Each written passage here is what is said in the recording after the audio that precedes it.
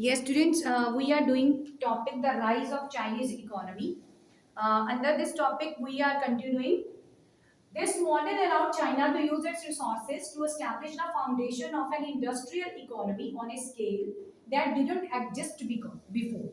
Yes बेटा, इस model को फॉलो करते हुए जैसे हमने अभी कहा कि चाइना ने अपनी जो एग्रीकल्चर से उसको इनकम होती थी, ठीक है, वो उसने इंडस्ट्रीज पे लगानी शुरू कर दी और इंडस्ट्रीज को डेवलप करना शुरू कर दिया।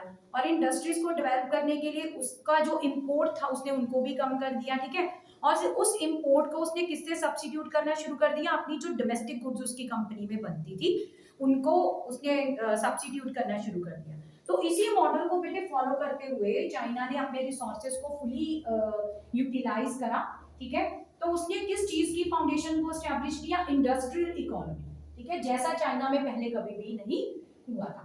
एम्प्लॉयमेंट का प्रॉमिस किया उसने सबको, सोशल वेलफेयर के बारे में कहा अपने सिटीजन्स को, ठीक है। And China moved ahead of most developing countries in educated its citizens and ensuring better health for them. And China was providing the education and the better health facilities to its citizens. The economy also grew at a respectable rate of 5 to 6%. तो इन सभी चीजों से बेटे benefit क्या हुआ कि economy started growing at the respectable rate of 5 to 6%. But annual growth rate of 2 to 3% in population meant that economic growth was insufficient to meet the needs of the growing population. But its annual growth it was merely 2 to 3%. Okay?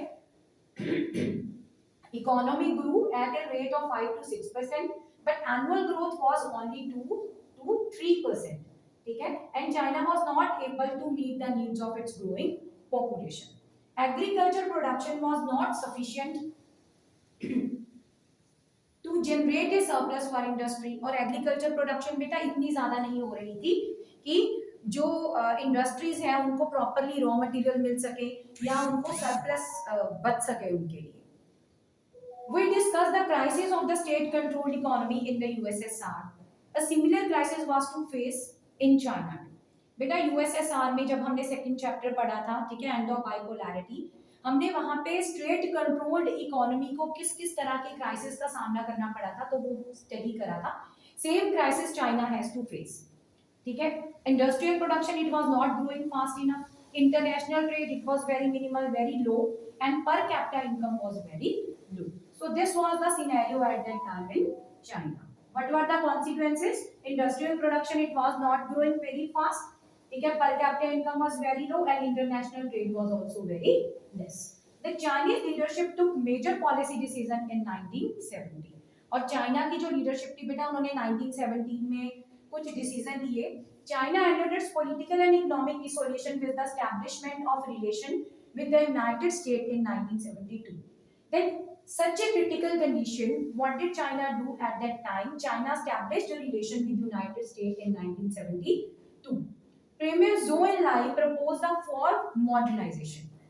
Okay? The Premier of China, Zhou Enlai, he suggested the four modernization. Modernization in the field of agriculture, in the field of industry, science and technology, and military, so that China can be developed. In 1973, by 1978, the then leader Deng Xiaoping announced the open door policy. Okay? Premier Zhou Enlai he suggested the four modernization in 1973. Okay, and 1978, Deng Xiaoping announced the open door policy. Okay, what is the open door policy? The policy was to generate higher productivity by investment of capital and technology from abroad. What was the open door policy? They have to invite the investment from the foreign countries and to invest in China. For what? For the development of technology. Okay? They are inviting the investment from the foreign countries so that they can generate their productivity higher. This was called at that time open door policy and it is very very important. Okay, open door policy. Open door policy was initiated by whom? Deng Xiaoping. Okay, कि इसमें क्या था कि बाहर से investment मंगवाते थे बेटा, वो जो इन्वेस्टमेंट थी फॉरेन कंट्रीज की उसको यूज करके वो अपनी प्रोडक्टिविटी जो थे उसको इंक्रीज करने की कोशिश करते थे, ठीक है। और नई टेक्नोलॉजी भी आती थी फिर बाहर से, दैट्स व्हाई उनको प्रोडक्टिविटी को इंक्रीज करने में हेल्प होती थी।